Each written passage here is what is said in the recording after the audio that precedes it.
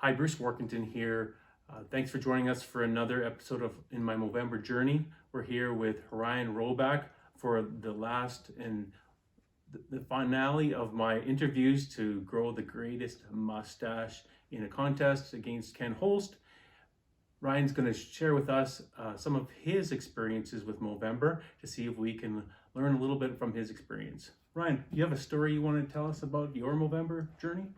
So my most memorable year of Movember was, it happened to fall, my cousin's wedding happened to fall in November.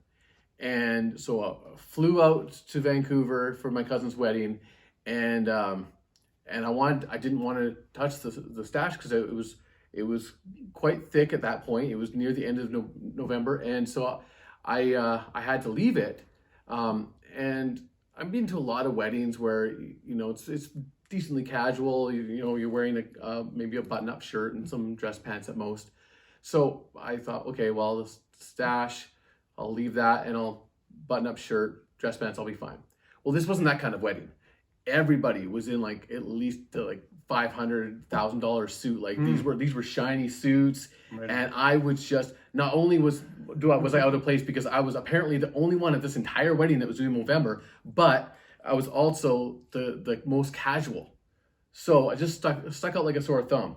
And I tried to explain to them, my office at the time, there was somebody who actually had testicular cancer, and so we were doing it for a person in mind and a reason.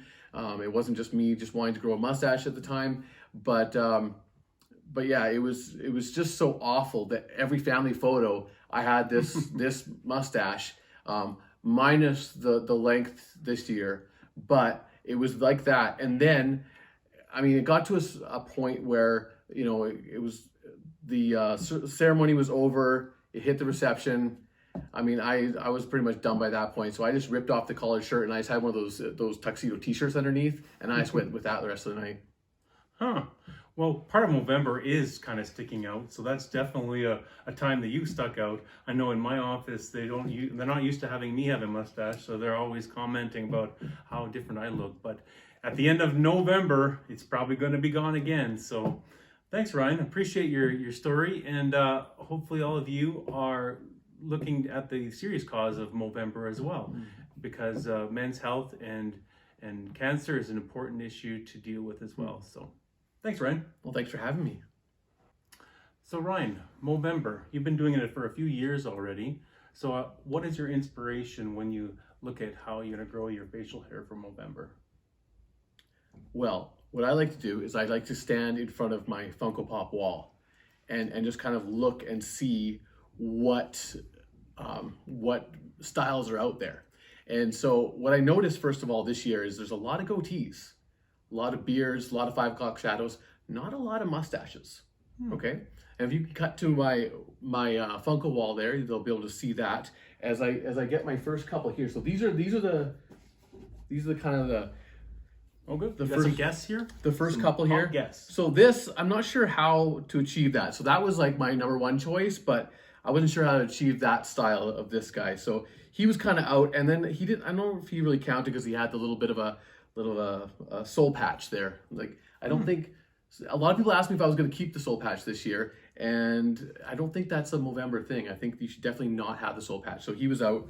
And then I got Russell Westbrook here. Again, nice long mustache. Good style, but he had the chin fur, so I didn't go with that guy either. And then I'm gonna go with, actually, we'll go with these guys here. Arnold. Oh, that's a nice stash. I think, yeah. What would that be called? It's a nice thick, like a Tom Selleck style mustache. That's a good one. This is a little older show than you and I. This is a little too old for us, okay. But Arnold, maybe your dad would know who that is. And then ZZ Top Frank Beard. This is a nice shaped mustache. Again, I don't know how I would ever achieve that. Sweet. So I said no to that one. This was kind of the winner right here, was the Rick James. What I wanted was I wanted the handlebars to come down. Do you see That's pretty sweet. See how it starts to come down like that? And then my take on it was that I'm just going to make this year as unruly as possible. So just how awful I could make this, that's what I want it to be.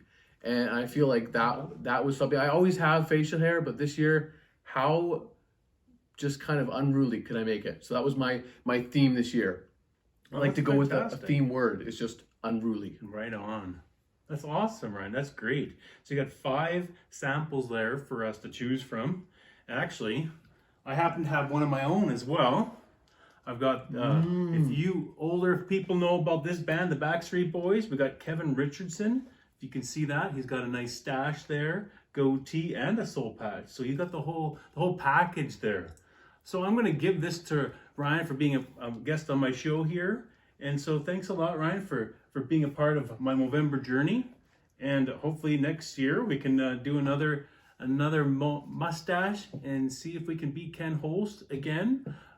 Vote in the Survey Monkey that we've shared, and make sure that you are growing your mustache for the cause of Movember.